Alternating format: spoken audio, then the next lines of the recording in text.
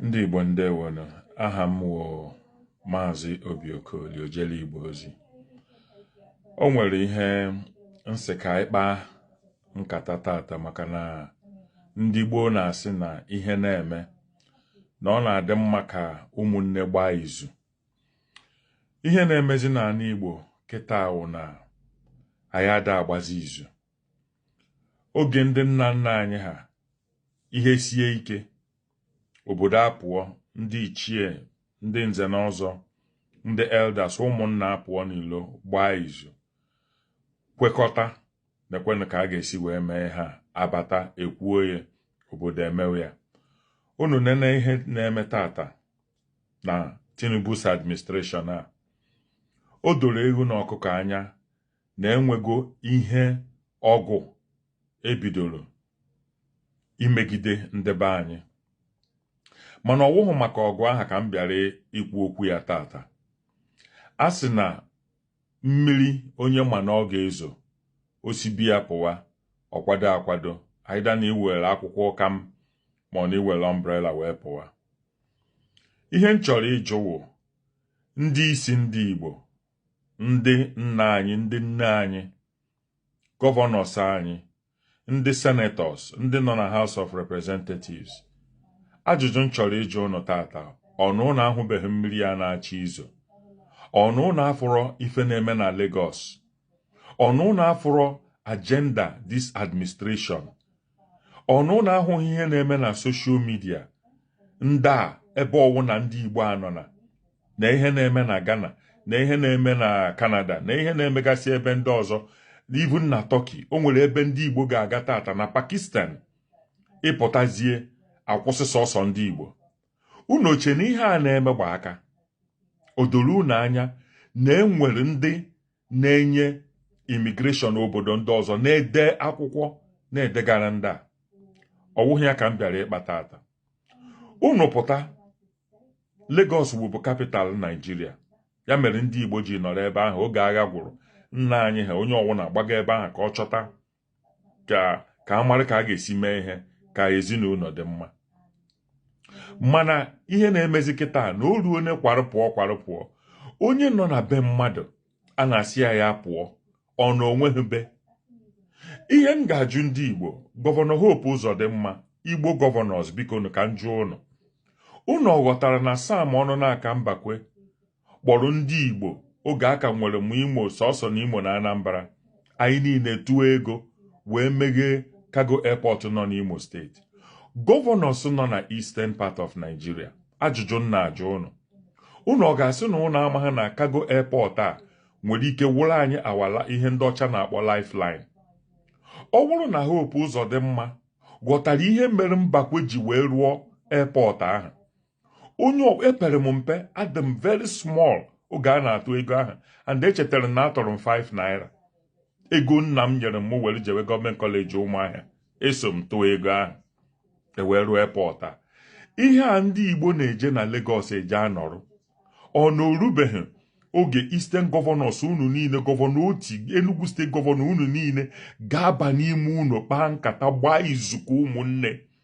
Ọkwa enwere ihe anyị na-ezuzugharị n'ala Igbo, si na onye nke ahụ APC, onye nke ahụ PDP, ndị ugwu Hausa ọkwana ha nwanwe politikal pati a, mana ha na-aba n'ime unu kpaa nkata. Kedu ihe mere na gọvanọ Alex Oti na Hope Uzodimma unu niile agaghị anọkọ ka ụmụnne nakpuo n'ime unu gbaa izu, jụọ kedu ihe unu ga-eme ka n'Igbo wee wụrụ ebe ndị mmadụ na-abịa, ka ndị Igbo kwụsị ị na-eje obodo ọzọ? Unu jụọ onwe unu ajụjụ a, ihe a ọ ihe unu enweghị ike ime? Ọ wụrụ ihe ndị ọcha na-akpọ ya, ha si unu ihe ọ rocket science. Mmiri a na-eru, unu chere ka ọma anyị tupu unu niile agbakọ. Ma senetọs a na-akwụ unu ụgwọ kwado anyị nwa vooturu unu agaghị anọta n'ala Igbo. Unu na gọvanọs agbanyụsịa foonu unu baa n'ime unu, ịma na o nwere izu nwanne ga-akpa onye iro amadị na o nwere ihe ga-eme. Kedu ihe mere unu niile ji tọwọrọ na Abuja? Onweghị ihe ọnwụna, onweghị nkata ụnụ na-akpa. Nee ka ndị Awụsa ha si nke apụta, ha baa nka, ha na-akpa nkata, na-aba mba dị ya n'ime, ka ha wee mee gịnị? Ka ha wee bata ihe.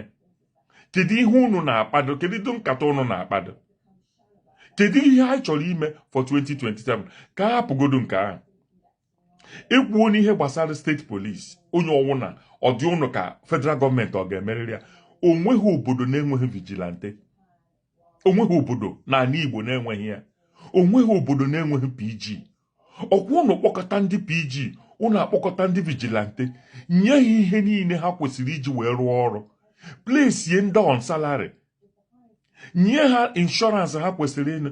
Ụmụaka ma obodo ha ma ọhịa nọ n'obodo ha niile a na-arụkọ. Unu enye ha wọkịtọki, onye nọ n'Ifitudu n'okwu okwu, onye nọ na Nnewi amadụ na okwuru okwu, onye nọ na-arọ ndị Izuọgụ kwu okwu, onye nọ n'aka ọkwa anụ, onye nọ n'aka igwe anụ ya. Ọ ga-awụ ndị omekome a, ndị ajọ mmadụ a mee ihe n'ofu ebe, onye ọwụ na-anụ ya, akwado jide ha. Unu CCTV kamera unu na-abata enwechara na UK, unu anaghị enwe ya.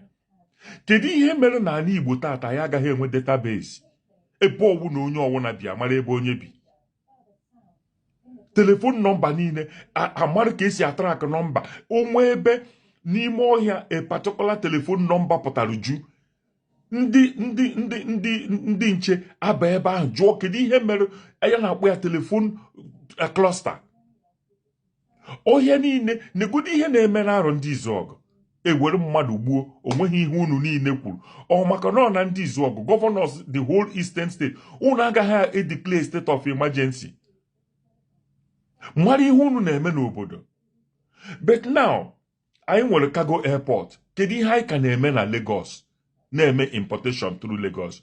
Ọ bụrụ na that cargo airport na-arụrụ ya mee ya expand, ịma na plane ga na-abata ebe ahụ everyday na-ebubata container. Ọ bụrụ na obubata container, ọ na-eme ya in what we call sachets. Ndị obodo a na-eme ya. Ọwụ ihe niile na-esi na seaport ha abata, enwere ndị plane na-ebubata. Apụta a na-eji wood eme ya, emechaa ya goods niile ahụ ị chọrọ adị ya elodu onye na plane bubata. Ndị Bosnia nwee plane ahụ, ndị Yugoslavia nwee plane ahụ. Ha na-eji ya eje obodo niile. Ije na China nwere ya, ha nwere about 6 of it. Ndị be anyị zụọ ihe ha etinye ya na plane ahụ, ọ daa na Imo airport, clear ya n'Imo airport. Ka anyị kwụsịkwana nọ ị na-eje obodo ndị ọzọ je na-edozili ihe ya. Anyị ghọtara na ndị a na-emegbu anyị, but ihe na-ajụ ndị Igbo, ọ bụrụ na a na-emegbu gị, kedụkwana ihe mere na ị gaghị aba n'ime ụlọ jụọ onwe gị ajụjụ, mara ihe. Anyị enwe ihe na-aza 10 years plan ka anyị ga-esi wee mezie anyị Igbo, ka anyị Igbo dị mma, ka ndị be anyị na-anọta. Ihe a na-enye m nsogbu because mpụta ana m agụ nọnsensị ndị a na-ede n'ịntanetị, a na-akwatusi ụlọ ndị be anyị. Gọvanọs anyị unu ekwubeghị okwu, ọ na orubeghị be anyị na-ekwesịgo ịdọkụmentị ụlọ niile Lagos steeti gọvanọ kwaturu. Ọ na orubeghị kịta na-ekwesịrị ije kọt si ha kwụọ ndị a compensation. Ọ na orubeghị kịta anyị nwere ike ịfaịt ndị a na international court. Kedu ihe mere anyị niile ji gbachiri nkịtị? Ihe mee nwanne anyị eme ka ọ na ọ gbasaghị anyị. Ọkwado unu ka anyị wepụtara unu representi ndị Igbo. Kedu ihe mere unu ji gbachiri nkịtị? A na-emegbu anyị ebe niile a na-emegbu anyị. Esi Ghana taa, esi South Africa taa, unu gbachiri nkịtị. Kama unu ga-eme ihe, unu asị nọ ndị Igbo dị responsible. Ogene dono ọha na eze ndị Igbo, kedu ihe anyị ji wee mee unu elect? Unu anaghị afụ ihe na-eme. Ọ bụrụ na gọvanọs anaghị ekwukwu onu na okwunu, ụmụ nwaanyị Igbo ọkwụnụ nọdụ n'ọha na eze ndị Igbo women wing kwuo unu na okwu ọnọwụghị ụmụ unu ka a na-emegide ihe a. Kedu ihe mere unu niile ji gbachiri nkịtị? Onye pụta, onye ọwụna akari ogori ọwụna pụta, o jiri ndị Igbo na-agba futbọl, unu agbachiri nkịtị. Igbo youth kedu ihe na-emedo unu? Akwụ unu aka, unu agaghị akwagwarụ. Unu niile anọta n'ala Igbo na-anụ ọgụ, na-eme akwa bọọla, how much is money? Ọ ihe a ka anyị bịara ime. Ndị a na-emegide anyị ebe ọwụna anyị ejene. Kedụzi ihe mere this una generation? Ọ na ike adịdị ha ụnụ, ọnụ agaghị edefend nwe onwe ụnụ. Yani generation anyị, kedụ ihe unu na-emezido? Kedu ihe wuzi problem ndị Igbo? Gọvanọs ndị Igbo baanụnụ n'ime ụlọ kpaanụnụ nkata, wepụta n'unu ezigbote sekuriti n'ala Igbo. meenụnụ ka ọ dịnụ possible for ndị mmadụ ibunata investment ha n'ụlọ. Oke, kedu ihe unu na-ekwuru dat na ndị Igbo nọ n'ụwa niile ọ na ndị Igbo nọ n'ụwa niile enweghị ike inweta development fund ga-eme ka anyị Igbo gaa ọfụma? Meenụ na ihenụ mmiri a na-eru na-achọ ịma anyị. Ndewonu.